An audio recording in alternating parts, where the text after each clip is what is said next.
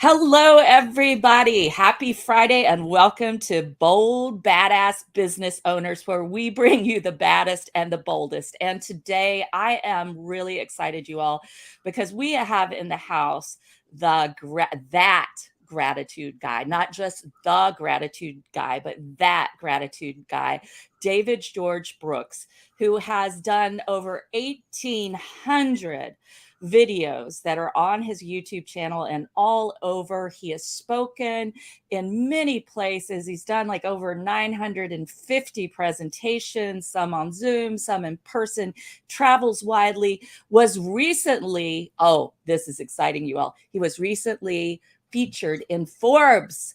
Oh, yes. Oh, yes. Oh, yes. Are we excited, everybody? So I am thrilled to have him here with you. And you know what, David, you have just one of the most positive attitudes of anyone I know. Dr. Barnsley Brown, thank you so much. I appreciate those comments and that very nice introduction. And, you know, that almost segues perfectly into something, and I won't get off into a spiel just yet, but we all get to choose our attitude. So whether it's a positive attitude or a negative attitude, up or down, grateful or ungrateful, get out of the bed on the left side or the right side. It's a choice you make every day, and I choose to be positive. So it's served me very well over my life. It has. It absolutely has. And all we have to do is look at this list. And by the way, you all, I just told you a few things about David George Brooke, but you know, all these things that he's created have, they've come, David, out of your dogged determination to create positivity in the world.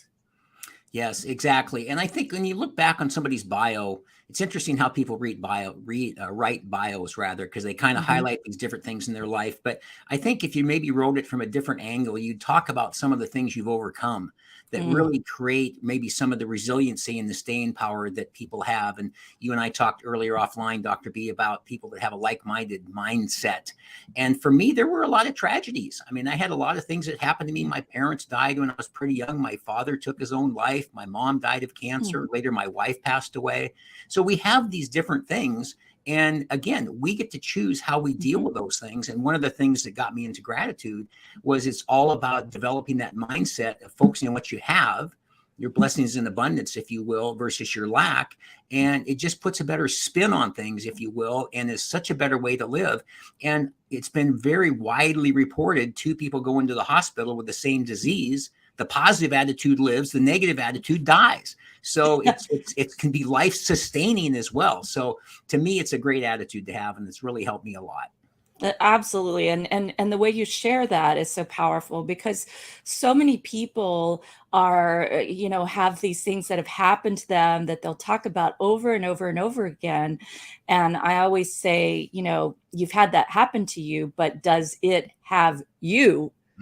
And the thing is, we get to decide, we really get to decide what we do with these wounds. And part of being human is having wounds and having loss. Part of it is all of that. And so we've got to find ways that we can reframe so that we can keep going. Otherwise, what are we going to do? Just give up? Exactly. And as I keep kind of repeating, we'll probably repeat a number of other times, it is a choice. And I think, just to your point, like, we all have these things in our lives. Life is a huge roller coaster. It's up, it's down, it's twists, it's turns, it's going, some roller coasters go upside down and so forth.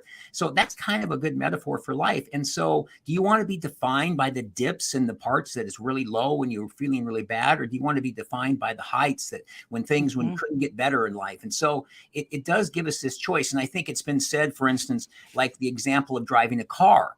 In the car, you're driving ahead, the windshield's maybe 2 or 3 feet deep and about 4 or 5 feet wide. And then here's the rear view mirror that's about 2 inches by about 6 inches. And so which way should your direction be focused? Forward, where you're going, not where you've been. You want to glance back at the rear view mirror. If you see flashing blue lights, you may have to pull over or something like that. But for the most part, don't take stuff. People drive through stuff that's been junk in their life. Crap, there's the other S word and so forth. They pick it up and they go behind it. They pick it up behind and put it in front and drive over it again. How many times? Well, people go, well, you know about that divorce I had. Wasn't that like 25 years ago? Well, yeah. And so why are we still talking about it? So it's interesting. Drive through the crud, get it behind you, and start looking for the clean pavement in front of you. I love that metaphor. That's hilarious and apt, very apt. You know, they keep running over it over and over and over and saying, well, why is that in front of me still? Because you put it there. You put that there in front of your car and you chose to run over it. Well, you know, I think we're all guilty of that. I'm going to admit I'm definitely guilty of that with my divorce. There are moments where, you know, they're few and far between, but there are moments in co-parenting where I get to really be reminded. Right. Let me just say, reminded of why I choose to be happily divorced. Yeah.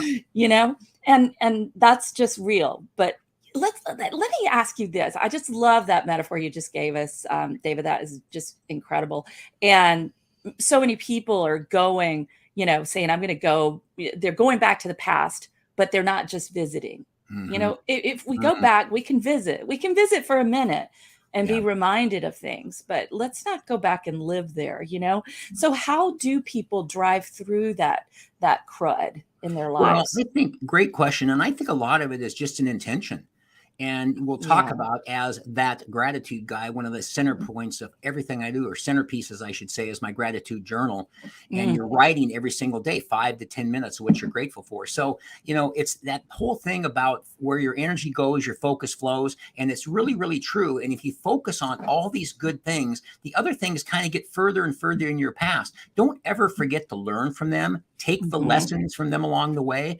I mean, I'm such a different person than I was 10 years ago and then 10 years before that, because I learned from the lessons. But I think it's kind of where you bring up a really good point, Dr. B, is there's people that live in that past forever. And if you ever want to get a good example of that, listen to Glory Days by Bruce Springsteen. The guy's still talking about the big football game back when he was in high school. And I've had friends. Remember when I caught the big pass? Nobody cares. What have you done for me lately? That's what people care about. In fact, it was funny. I was thinking about, it was September 29th. This is such a good, another sort of example to me, September 29th, 1998, when my wife passed away. She was 38. My sons were 4 and 14. And she died of a prescription pill overdose.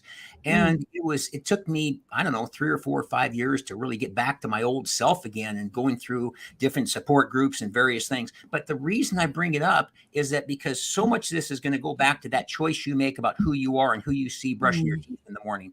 And the better relationship you have with that person, the better. Because on that day, September 29th, 1998, the first 3 or 4 weeks after that, casseroles, food, brownies, all sorts of turkeys and different things come into the house. People poured out. And then about 4 weeks later, everybody went home. And I was just there with Connor and Kyle and by myself. And guess what? People went back to their lives. So it's really incumbent upon you to get a mindset that can help you through that roller coaster of life. And that's why I just so highly recommend a gratitude journal and a gratitude attitude and a gratitude mindset, because you're constantly focusing on the glass half full, which you've heard many times. But it's so true, and it's such a better way to live, just like the people in the hospital that live longer and that will live versus die. It makes such a difference. And people like to be around you. Who wants to be a positive person? People want to have fun, you know, but they also want depth. You know, they want depth too. They want both of those things, I believe. And actually, I think the people who are probably the most fun are the ones who have done the most inner work, right? Because we've definitely had to go through certain things and figure out a way through. And humor, having a sense of humor about it is really important. So maybe I shouldn't ask this, but you know me, David. This is my church lady face. I love church lady from Saturday Night Live. I love Isn't that special? So here's the look. Here's the question. So did your wife commit suicide, or was it by accident, or do you know? Well, I'd say it's about a 90% chance it was an accident. I think my father committed suicide, and he didn't leave a note, and he got a shotgun and some stuff and so forth. Dana had an older daughter from a previous marriage and then our two sons, and had a ton of things to live for. But she had gotten hooked on prescription medication. And at the time, that was 25 years ago, it was not as much of a problem as it is today. But Vicodin and Oxycontin and that kind of thing. And so she'd been into rehab 3 different times and was really trying to beat it. So I really feel that it was just, she just overdosed and just took too many. But I don't really think it was intentional, because I think, and I'll never know for 100% sure, but I'd say 90%, because she had so many things to live for. And it's interesting, and it's actually a kind of a sensitive subject for all of us today, because here in 2023, in the 2020s, suicide has become such a huge aspect. And I remember such a big problem. And sometimes we know the answer, sometimes we don't. But I remember I was doing a talk. I was actually talking, and I have these exercises that people do. So I have my phone in my pocket and I time them for 30 seconds. And my phone buzzed right in the middle of the talk. And there was a notification that said Robin Williams had just died. And it was right in the middle of the talk. And I remember thinking, boy, if there was ever a person that had a reason to live, with a wife and a family and several kids, and one of the funniest people, most talented people, right up there of all time. And so it just reminded me about this. Again, I talk about this so much, this relationship you have with yourself, and the gratitude mindset and the gratitude journal in particular really help to reinforce that every day, because not every day is going to be a good day. And I love that getting up out of bed on left or right side or whatever. Some days we're just rocking and rolling, and other days you feel like you could sleep all day. So it really helps you on those low points of the roller coaster, I think. So that's why I think one of the things I try to express a lot in my talks and workshops is I'm going to give you a bunch of tools. We're not going to do it today on this podcast, but I think there's different things. Take a 3x5 card, write this down, do this, point to that. All these different things, all designed to keep your brain focused on what you're grateful for, beyond just, well, I like that guy's talk, and then that's great. Ask you the next day what he said, nobody can remember. So I help people down the road as well. So let's just hear one of those that you would share. And I'm willing to share one too, that is like one of the most powerful things that I ever teach my clients. And I use it in my life over and over and over again, and it totally reframes whatever is in your face, whatever it is. You bet. I want to hear that. And I'll tell you mine, Dr. B. I start out the talk in talking about the relationship you have with yourself. And my current talk is called Neutralizing Obstacles Through Gratitude. But I talk about how important that relationship is, back to seeing that person brushing your teeth and so forth. So I said, so let's look at this, examine for a second this relationship you have with yourself. So when I'm in a big group, I have people pair up and they pick a partner. And then I have these little 3x5 cards. So now half my talks in the last year or two have been Zoom, of course, because of the pandemic and so forth. So what I do is I say, okay, now, here's what I want you to do. Get a piece of paper. This is called the UR exercise, YOUARE.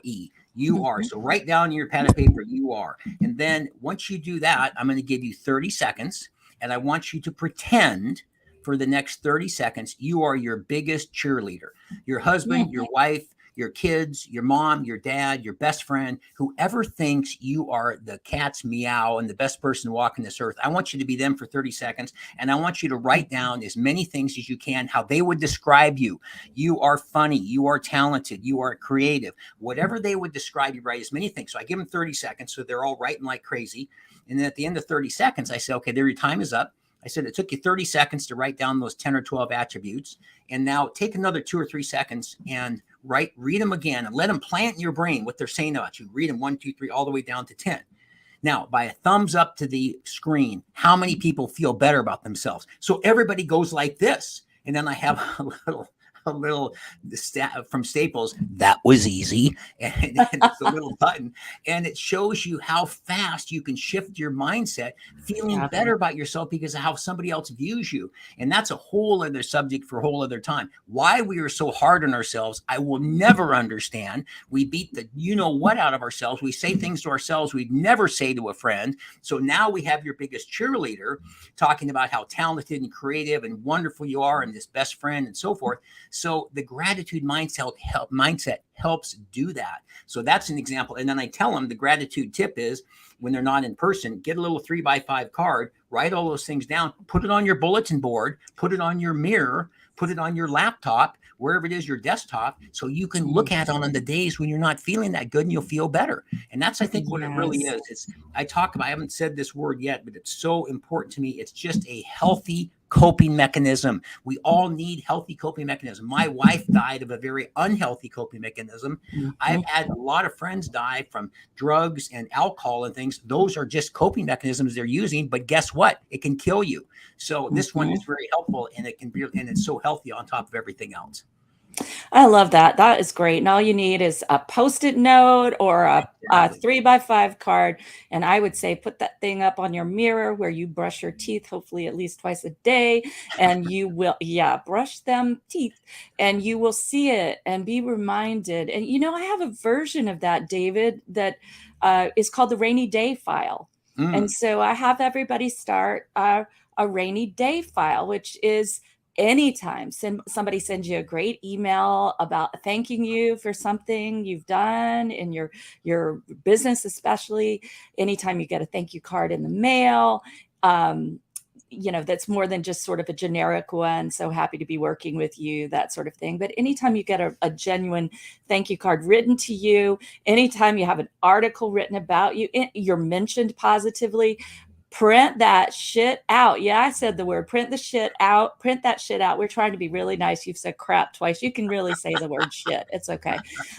Print that shit out and put it in your rainy day file. And then when you reach that same day, like David is saying, you all, when you get a day, we all do, where you feel discouraged, so maybe something happened that kind of triggered you into that, or you feel like things are never going to change, or, you're just not being the best you possible, then get that file out and read it.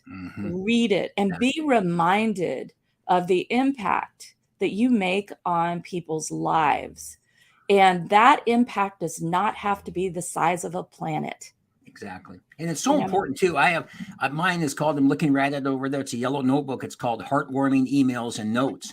And it's up with cards, and it's also got the A through Z, and I even have them 3-hole punched and put in there. But you're exactly right. And I think what you're talking about, the same thing with the UR card and the rainy day file, is you're looking for tools. We all need tools. And I think sometimes I feel bad for people. There's people that have the right intention, and some people don't have the right intention. They want to be miserable, and there's not a lot you're going to do for them, unfortunately. But if somebody has the intention, listen, here's the good news. I've got some really good tools that can work for you. The rainy day file, the UR card. I have another one about the gratitude journal. I have another one called sharing gratitude. So all these little exercises are designed to keep top of mind awareness after the speaker is gone, because that's when we need it sometimes. And I know even on the gratitude journal, that gratitude guy's daily gratitude journal, I've told people sometimes, if you wake up at 3 in the morning and you can't sleep, go read your journal. Go back and look what you wrote this morning or last night or whatever, just as another reminder of all your blessings and abundance.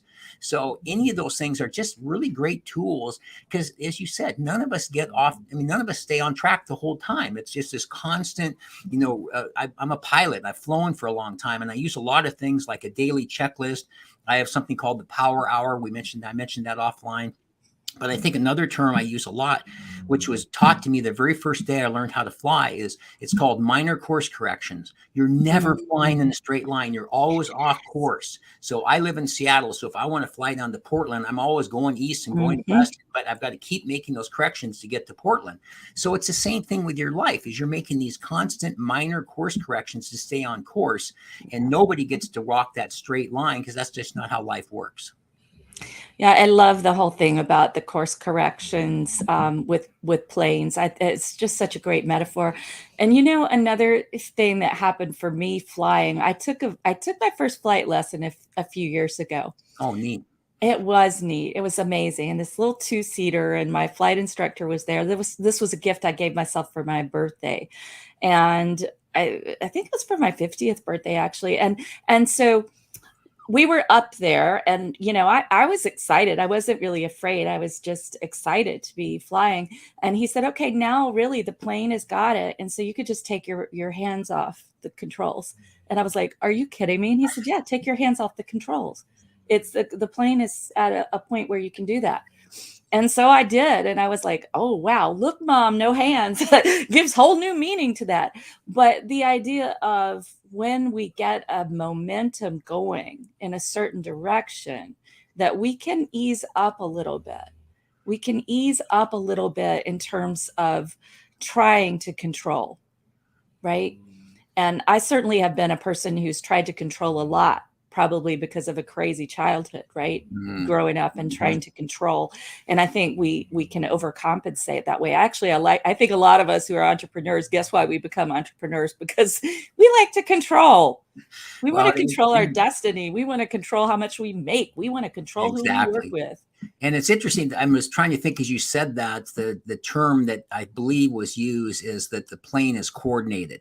So you've got power and drag, which is forward and left. You got lift and gravity. The lift is the wings. Gravity is the pull from the Earth's axis, or Earth's gravity, if you will. So you got these opposing forces. So once you get the plane all coordinated, and there's another word I'm forgetting, which means everything is set up. You can take your hands off the controls, and you could use that as a great example for life, where everything is working right. All systems are where they should be. And then you make those minor course corrections. But ultimately, I think that's their goal, is to have a coordinated life where things are working well. But then all of a sudden, some wind comes over and knocks you off course. You got to make those adjustments. And that's just like anything else. We have that occasional bad day, and we got to bounce back from something. And, and that's one of the reasons I use this 1 to 10 scale in the gratitude journal, is because I have this example every day of giving yourself a numerical equivalent of what your day looks like. And then I notice when I start my gratitude journal in the morning, most days I'm a 9, and I finish writing in it, it's 5 minutes, I'm a 9.5.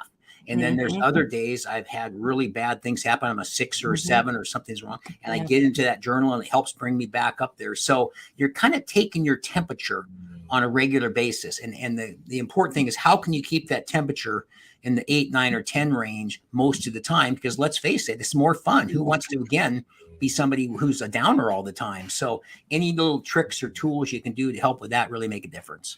So we don't want to bring Saturday Night Live in again. We don't want to be Debbie Downer. Do you remember Debbie Downer? Yes, I do. Yes, I do. God, and these people are at a wedding, and she starts talking about how many children are starving in Ethiopia. We don't want to be that person. And right. It's sort of a gross image, but it's kind of like picking a scab. It's just nasty. And let's not do that in our lives. Yeah. Let's not do that.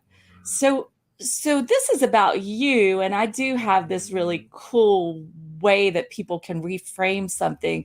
What do you think? Should I share a quick version of it, or what shall we do? Yeah, share a quick version. A quick version, very quick. And it really is super powerful. So whatever's going on in your life right now, it just write it down. The reason, and you're going to put, the reason I am having the experience of blank is so that I can learn. The reason I am having the experience of blank is so that I can learn. And literally, you all, the blank could be, everybody listening, it could be the experience of loneliness. It could be the experience of having a tenant who's driving you nuts. That's mine.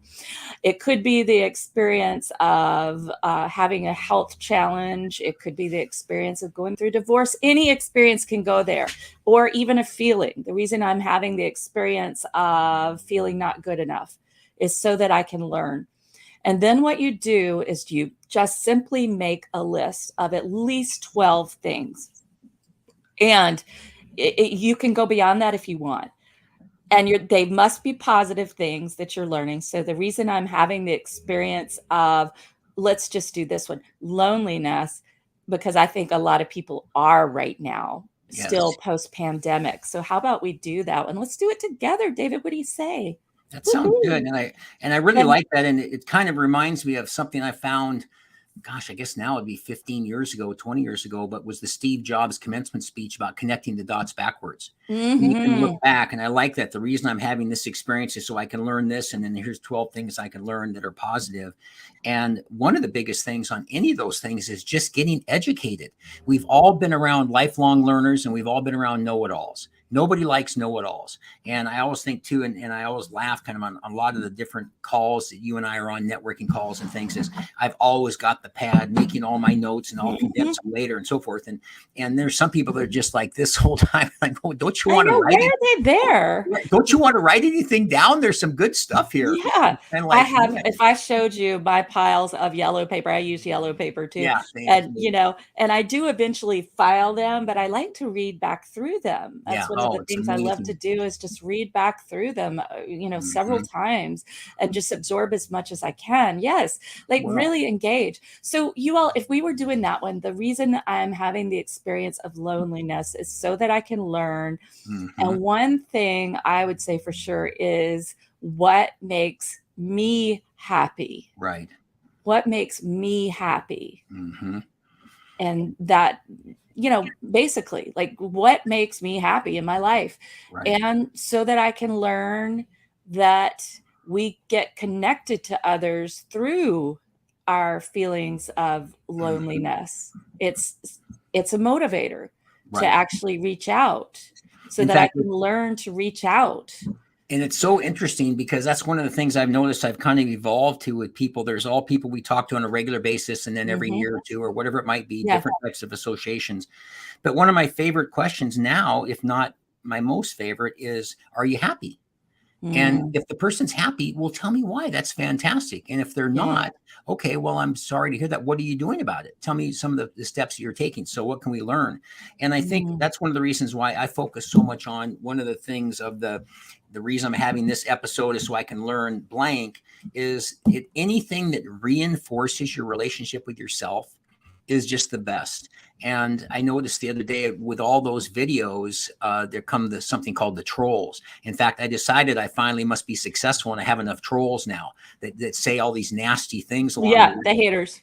And I just start laughing. I think it's so funny. Some are so creative in the things they say to criticize, but like Teddy Roosevelt, the man in the arena. I'm in the arena, scarred with dirt and mud on my face and everything, and not the timid souls that would know neither in victory nor defeat. I'm out there trying to do it, to create the videos, to do the talks, whatever it might be. So how much can you learn, and how much does that reinforce your relationship with yourself? Because everything, when you have a good relationship with that person brushing your teeth, everything in your life works better. And people say, well, Dr. B, somebody doesn't like you. Yeah, whatever. Anyway, how's everything else been? It just goes off like water off a duck's back. And that's what's really neat, because I think sometimes I think about the self-words, self-esteem, self-confidence, self-awareness.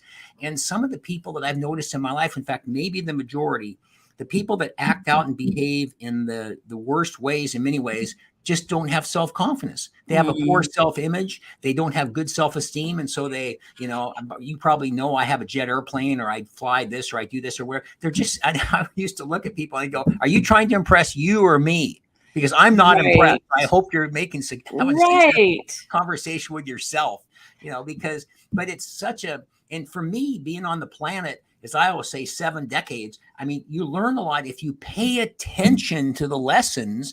Back to the yellow paper for Dr. B or David, and learn those. And I'll pick out little notes, rainy day file. That was really so cool. The reason I'm having a tough day or whatever, so I can learn blank and so on. If you keep applying that, you keep getting better and better. And doesn't everybody want to improve?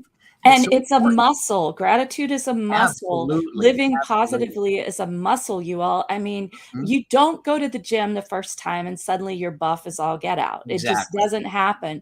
You go to the gym over and over. You have to repeat. You do the repetitions. You do they're called repetitions for a reason, because you have to do them to get stronger, and you grow stronger and stronger. This stuff doesn't happen overnight. And you know what? I'm so pissed, I'll tell you, David, about so many people who offer these overnight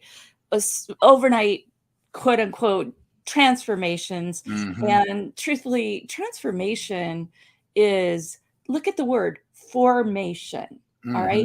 A formation that's a geological formation, for example, does not happen overnight, does it, you all? Exactly. A formation of a mountain, or a formation of a cliff, or a formation of the topography happens, or even a cloud formation takes time. Exactly. And we are transforming. And Mm-hmm. this is not something that's going to happen like this. And so, in your business, I would say to everybody, just as a nugget here, it's like in your business, when somebody offers you transformation that's overnight, run. Yeah. And what I hear from you, David, that I really appreciate is that you're giving people tools that they can use at the exact moment that you feel like your energy, your motivation, your love of life, your love of yourself is going, then you grab that 3x5 card and you become your best cheerleader. You write from the point of view And of then your first even grade back teacher. to the daily steps, I remember there's been a number of analogies that people have used. I mean, I know the put the air mask on you first and then help your child or your friend. That's one of those things about taking care of yourself first. But I always liked the brick wall. A brick wall starts with all these little bricks and eventually it becomes this big brick wall. And, then I kind of laughed later when I thought, well, now what's happened? They just have a piece of cement that's a slab and they just tilt it up. And now there's this big wall that's all made out of one cement. So it kind of ruined the analogy. But all those little bricks are like every journey starts with one step. We've heard that. So it's so true and you build on it. And I notice, especially, I'm very much aware of this at my age with making sure this thing gets exercised as much as this does. And I was listening to a podcast the other day that just made a great point, which you've heard this term before, but it's so true. Use it or lose it. Yes. And I know that I think we're hardwired to find our purpose, but I will say I have a lot of my contemporaries, a lot of friends of mine, buddies and fraternity brothers and different people that I'm a little concerned that they're not using their brain anymore. And how much golf can you play? And they want to go to Starbucks and have a coffee, and then they just want to watch some TV or do something. It's fine. I'm all for that, but I'm never going to retire. As an example, I'm going to go in my late 70s, 80s, maybe even 90s when I have heroes like Dick Van Dyke and some of those people. Oh, heck yeah. Clint Eastwood's like 91 or 92, and these people that I had a grandfather. My father unfortunately took his life, as I mentioned, but his dad died at 99 and practiced law to 97. I love that. That's going to be me, because it's that purpose. And so all of those things, the body working that out, transformation, it takes time. There are no quick fixes, overnight fixes. It's something that takes time, like those bricks in that wall. And we have to be willing to exercise daily, to exercise gratitude daily. Yeah. And I really appreciate the walks that you told me about, David, when we were talking off of here, that you take these long walks every day. That's so inspiring to me. I'm going to suck that up right now. Well, thank you. And also the word daily, that gratitude, guys, daily gratitude journal. And it's interesting because, of course, today, and I have the way this is formatted, we're going to talk about it. There's a part here where you talk about what your highlights of your day are and special events and current events, special occasion, busy day, Dr. Barnsley Brown podcast. I got a call with Morgan that I already talked to this morning, and have another person that's going to be talking to me about a speech and so forth. So when I have this journal that's at the book table, when I'm doing live events, they come out and they buy it. And people, and one day this guy, because I bring my own, because I write in my own version of it, they last about 3 or 4 months. And he told me, is this your journal? And I go, yeah, somebody that had been at the talk. And I said, can I look through it? And I said, sure, don't look too closely, but if you don't mind. So he kind of thumbs through it and he goes, wow, you write in this every day. I said, were you in the room? Were you just at the talk? Did you just hear what I said? Where have you been? Of course. No, I just write in it occasionally because I just want to feel good occasionally. I just want to sell my journal. I don't really do it. I mean, if you feel good after that, why wouldn't you want to do that? So, and one of the things, without getting into a whole other subject of this kind of perceived laziness, when we talk about stop your victim shit, I love that line, because don't give me some excuses. I don't want to hear the labor pains. Just give me the baby. And the whole idea is, here's another tool that you can use that can help you. And people, they say, people that want to help themselves, help other people. It's true. But it starts with having a good foundation for yourself before you can build all the other stories. And you got to kind of have your stuff together before you can out there be helping other people. Because one of the things I learned in my experience, we mentioned Nordstrom, managing Lowe's, home improvement, Nordstrom's 500, 600 employees, these big stores. And I noticed after raising my 2 sons, who are now 39 and 29, raising children, and you're a mom, Barnsley, and managing people both require the same number one skill. And that is, you better set a really good example, because people watch what you do. They do what you do, not what you say. And so I'd be really funny if I had this and then they looked at it, looks like you haven't written this in a couple of weeks. And I go, that wouldn't work too well. So you have to set a good, but because it helps me. And that's why I'm offering it so much as this. Why is this the solution to your purpose? Again, I think we're hardwired to find our purpose, but the gratitude thing keeps you focusing on all those blessings, which keeps you moving forward. Because as we said, back to the roller coaster, it's just this series of ups and downs. You're going to have the down stuff, and we want to help you get through that. Absolutely. And, I just keep thinking while you're talking about the relationship that we need to have with ourself and how that is really primary. And I would add to that also to the relationship to source, whatever you would like to call that energy, whether you call it God, Allah, source, creative force, the universe with a capital U, whatever you call that, having that relationship to that part within yourself is so important. And it just dawned on me as you were talking, was like, to bring it back to the loneliness thing that we were doing before, just, the reason I'm having the experience of loneliness, something I realized is we learn who I'm really lonely for is me. Is me. Good point. It's me. Yeah. It's me. It's my purpose. It's my self-expression and self-actualization. And I think we can really take something here in terms of thinking about what do you have in your life, right, that makes you feel like a victim? What do you have in your life that's making you feel like a victim? By the way, nothing can make you feel like a victim. You choose that, right? But what is it in your life that you're saying, oh my God, this is so awful? And then saying to yourself, what is it about this that is actually great? Because how when we look back in retrospect, we can say, well, I see why all of that happened exactly as it did. I get it. Now I understand. But could we do that now in the present day, right? To find a way in the present day, in the present moment, which is all we have. We never know when it's our time to go, Tina Turner, bless her heart. Oh my God, love me some Tina Turner. And I went to her musical. I went to the musical about her, the Broadway musical. It was so good. But, she really, once she got away from Ike and all that abuse, and she met this younger fellow who was Swiss, and they started this whole love affair. He was a lot younger than she was. And just that she totally reinvented herself, because she became like a rock and roll star. When she was in her 50s, 60s. Exactly. And I was thinking, what if Tina Turner had just said, well, this awful thing has happened. I was abused and my kids were abused, and, he won't leave me alone, and my life is over. But instead, she, in the present moment, she just had such tremendous courage to move forward. And I believe that came from the part of your title, why gratitude is the answer to your purpose. It came from this deep sense of purpose that she had. And it's never too late to start over again and to get a new career. And sometimes people's second or third or fourth careers become the most powerful. That's certainly the case for me, managing those stores for those big retail boxes and things. It was 10 years ago at 63 when I started, and I left Lowe's and decided to become Mr. Speaker, and then eventually became that gratitude guy. But it's interesting because I've never really felt I impacted as many lives as I do now.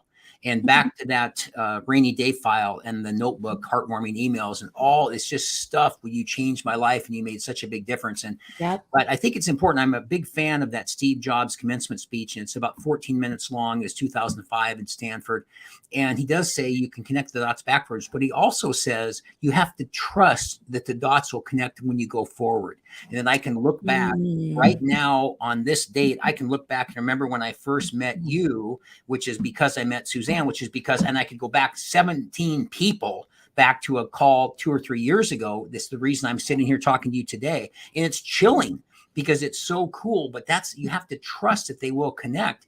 But I do think a lot of it comes back to that mindset, though, not only having that purpose, but having that, and I know it gets used a lot, but it's still one of the best I've ever heard, the glass half full versus half empty. Having the glass half full attitude makes such a difference. And you get this energy that just exchanges. It's kind of like there's probably some nuclear fusion or fission or whatever it might be of how it works, like talking to somebody like you. It just spawns other things and it just keeps going. And it's just a beautiful thing. It's just a beautiful thing. I love it. Yeah, when the glass is half full, there's even some that we could let somebody put their straw in and have a little bit of it, Exactly. we can pour it out. There are lots of things we can do that way. Wow, that's pretty cool. I was thinking something else as you were talking too, and I think it just went out my head. But anyway, what was I thinking? I was like, oh gosh, that's so cool. Anyway, I'm sure it'll come back, but it was wait. Oh no. You know how Steve Jobs, well, let's talk about Steve Jobs for a second. This wasn't what I was going to say, but he passed pretty early I in his know. life, I know. Yeah. and And did you read any of his? I read a couple of the books about him, and one of the things I thought was unfortunate, he was a certified genius. But if I get the message from a couple of books I read, I think he thought he knew more than the doctors knew and could help solve himself. And sometimes we have to surround ourselves with people that know more about subjects that we do and listen to what they say. yes, And it's so important to find people that are getting the results that you want to get and then do what they do. So absolutely. Whether that's in health or that's in your business, find the person who's got what you want or knows how to help you get what you And want. actually, and two, before we forget too, Dr. B, I want to make sure I've mentioned this a couple of times on this book, but I want to mention one aspect of a gratitude journal, which I think is so important, and that's the writing, the actual writing. We talked about earlier about the pad of paper and so forth. And I have a little saying in the very front of the gratitude journal that says, if you think about it, it's like a dream. If you talk about it, it inspires you. But if you write about it, it empowers you. And one of the things on this template, because this has got a template, tells you what to fill in, and there's a highlight or anticipated highlight of the day. Well, you can bet that tomorrow's highlight is going to be talking to you. And I'll be writing tomorrow morning. My highlight was talking to Dr. Barnsley Brown and talking about gratitude and so forth.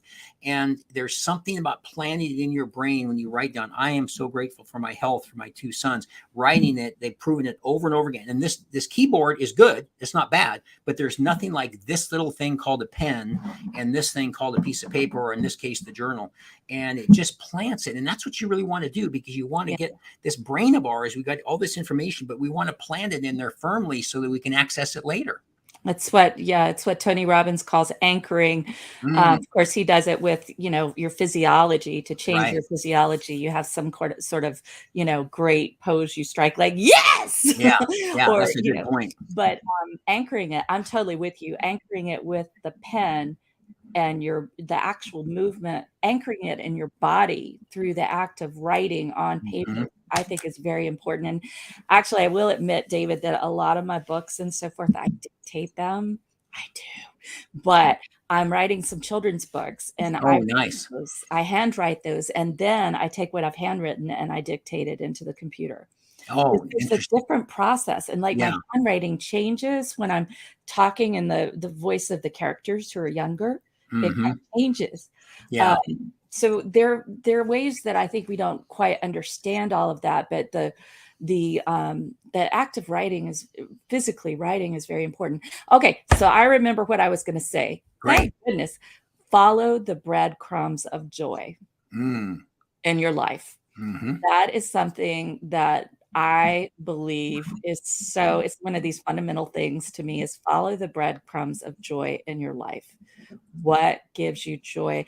And especially when you find yourself, feeling fear, feeling anxious. I was having some fear and anxiety going on a week or so ago because of a lot of things I need to take care of and get done before we head out of town. And I was just feeling, having that feeling of, it's all coming down on me. Right. I know everybody, you know what I'm talking about, right? You said, and I made the decision to go do a day of improv with one of my favorite improv comedy teachers. Oh, wow. Tree Broad. And I'll actually be interviewing her in September, David, on here, which will be amazing. Why the surprising impact improv can have on your life and business. So I went to her course, which was Be Here Now. And it's all about being in the present moment. And it was a Saturday, and it was so much fun.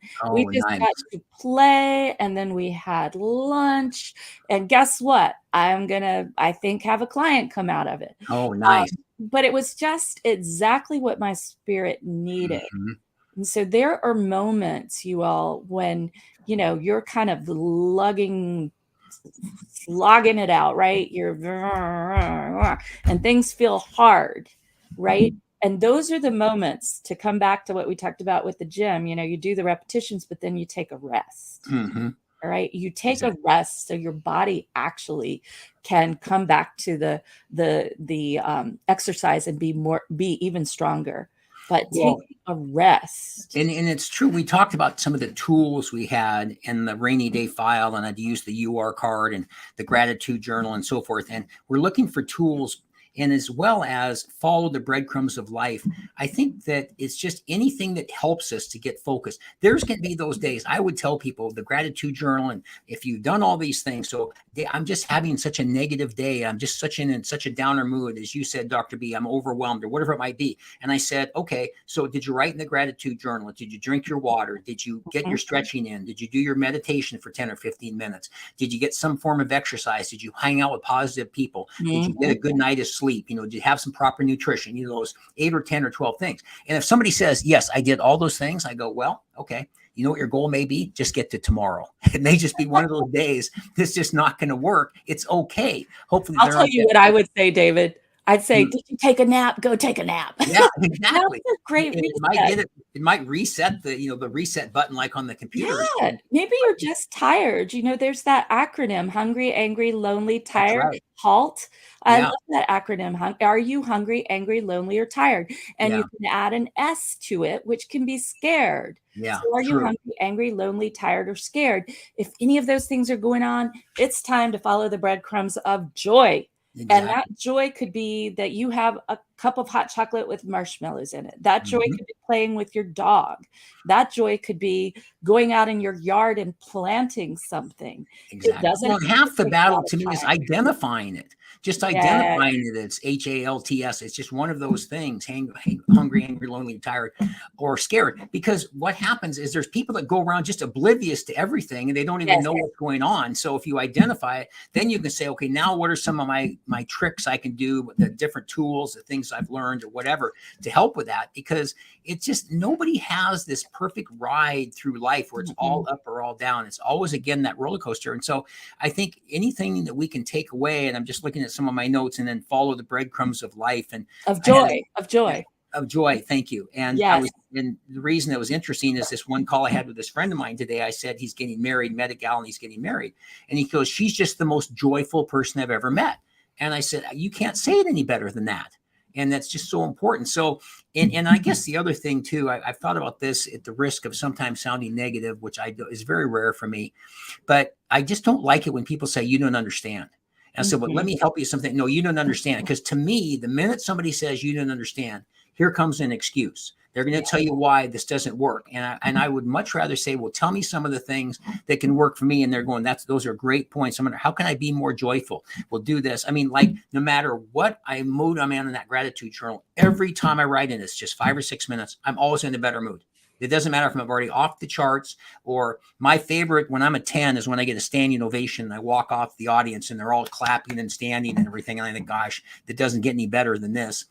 But any of those times where it's maybe a little bit overwhelming, like you said, you're getting ready for your trip, you want to get all these things done. And sometimes just stepping back and looking at just how grateful you are to be going on the trip and to be with your daughter, and just all those different things and so forth. So it really is sometimes just identifying this stuff. I mean, I remember way back in the beginning telling people, how about just being grateful for a warm bed, or hot shower, a good meal, a roof over your head?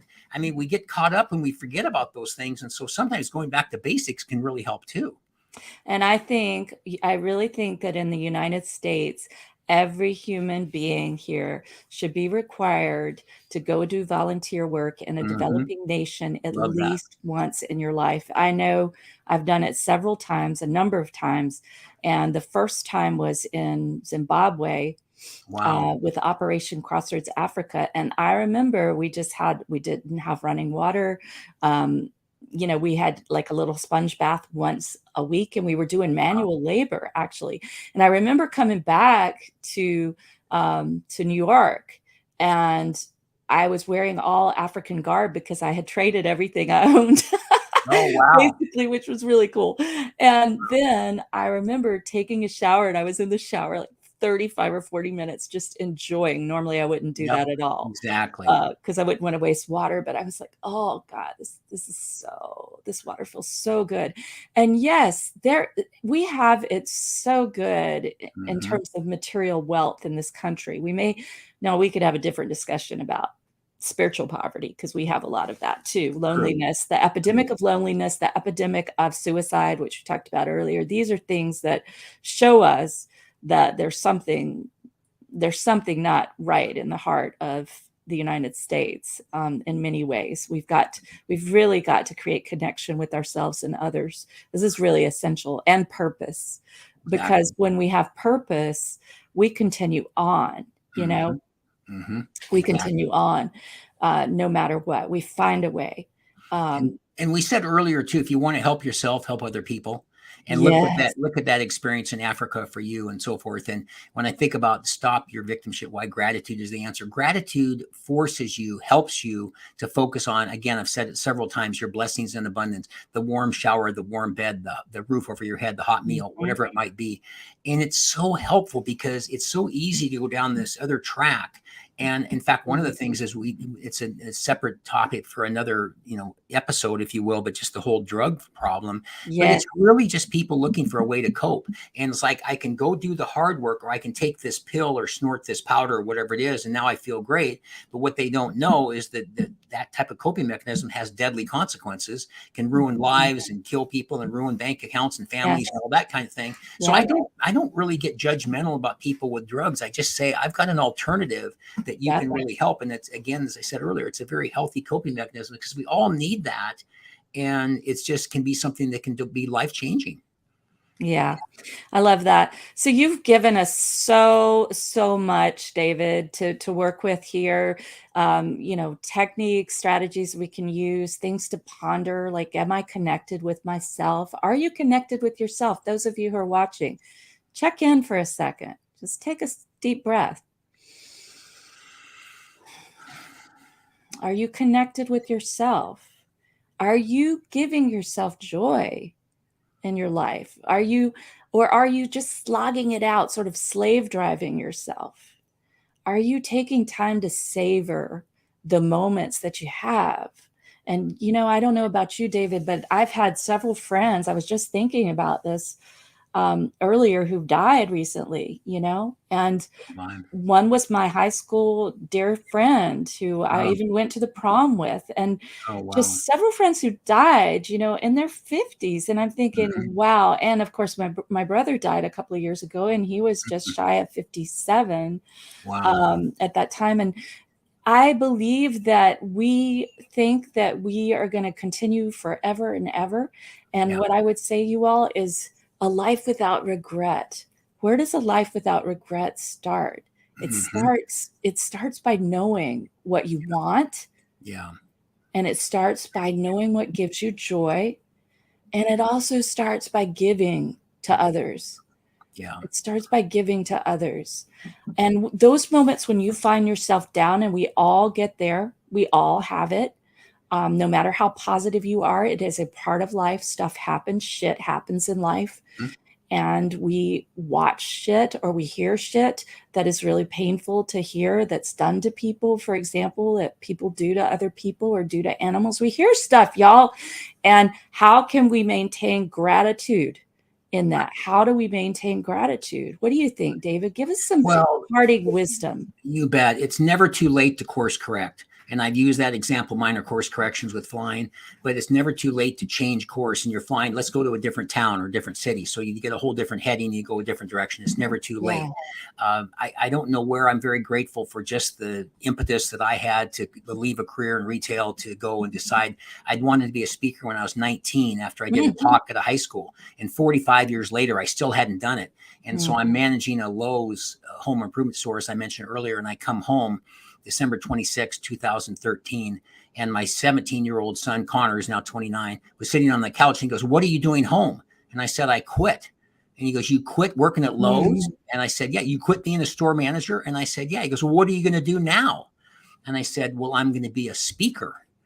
And he looks up from the couch and he goes, "Well, that's just super, Dad." And, and I said, I was sort of taken aback. He goes, "I have a question for you. What are we going to do for food?"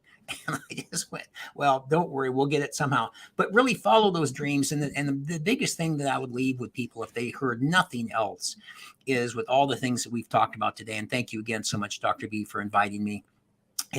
It's give gratitude a try. And even though I really push the gratitude journal hard in the 5 or 10 minutes or 5 or 6 or 7 minutes, if you can't just write anything, write one word. If you can write one sentence that you're grateful for. I don't like to prompt people what they should write about, but I'll tell you the first sentence in my book every day is my health, because just to use, as you said, Dr. Barnsley, you've lost friends. I've lost a lot of friends lately, didn't make it to their 60s or 70s, some in their 50s. But just try it for a week. And if you notice a difference in your mindset, which you will, then give a shot at writing it down. And then I'm looking at my bookshelf here. There must be 75 gratitude journals because they last about 3 or 4 months. And I can go back and look at all these things I wrote in the last 15 or so years that helped me so much. So just give it a try. It's amazing what it can do. And it's such a healthy coping mechanism in this world of so many deadly and destructive ones. I love that. I love that, David. And I know that you have a sample one, right, on your website for everyone? Well, actually, I have it's you can order it on my website, because at one point I did this with a what am I trying to say, with a download, but it's not the same, because I really want them you need to hold it. Yeah, and you can get it on my website, and that's thatgratitudeguy.com. And it's just, there's something about that writing, as we said earlier, and then you can save them. And I'm looking at over all of those ones, and I've changed the cover a couple of times, but gosh, it's just been so helpful. I can't overemphasize enough the advantages of a gratitude journal. That's fabulous. And your YouTube channel, is that Gratitude Guy as well? It's actually David George Brooke. David George Brooke. So it's like it says in the deal. That's the YouTube one, and it's just those three names. And yes, there's lots of videos. I think I'm 1900 now, something like that. There's something for everybody. And it's just, a lot of it's just good inspiration. And even on those daily gratitude walks, they're just called gratitude or YouTube shorts. And they're just a quick hit of gratitude for the day and something to think about. And I try not to rail too much, but in the morning, you all, yes, once in a while we have to rail. David and I were talking about this. And sometimes you just have to rail a little bit, and that's okay, because we don't want to be walking around like, "Yay, I'm so happy." We want it to be a real happiness, and sometimes there are causes in life that I will freaking rail about because I care, and that actually then spurs me into positive action. Right. And railing can be positive action because it can make somebody think about it. But, y'all go on over there. Yes, I said y'all, because I'm from the South. So y'all go on over there and you subscribe now to David George Brooke and watch his gratitude videos, because you know what? When you get up in the morning and you have gotten up on the wrong side of the bed, you put on one of those videos, right? And your life will change. And also, go subscribe to Dr. Barnsley Brown, to my YouTube channel, because, David, you'll laugh. I've told everybody I've got to hit 1,000 subscribers before I leave on June 20th, or I'm going to strip down, paint myself Carolina blue, and run down the highway. And I was like, oh, no. But then somebody said, well, we really want to see you do that, so why would we subscribe? We're like, would you take a video? These were people in the presentation. Would you take a video while you do that? Anyway, I would really appreciate y'all subscribing. And here's the thing.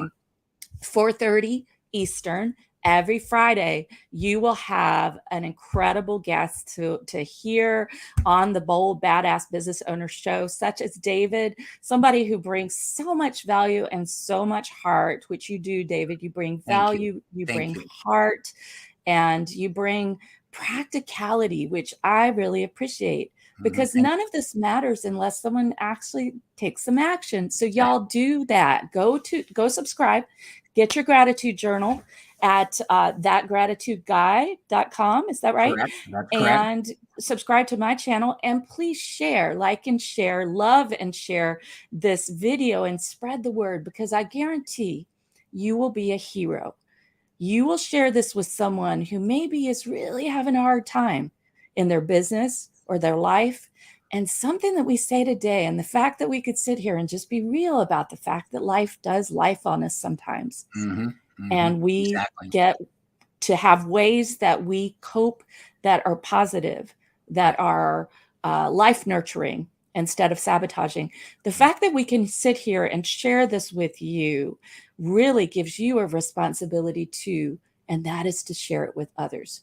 So I'm Dr. Barnsley Brown. Thank you, David. You are a wonderful guest. I definitely want to have you again. And lots of love to everyone watching. Know that your voice matters.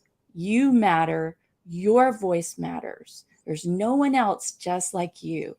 And you have a purpose that is yours and yours alone.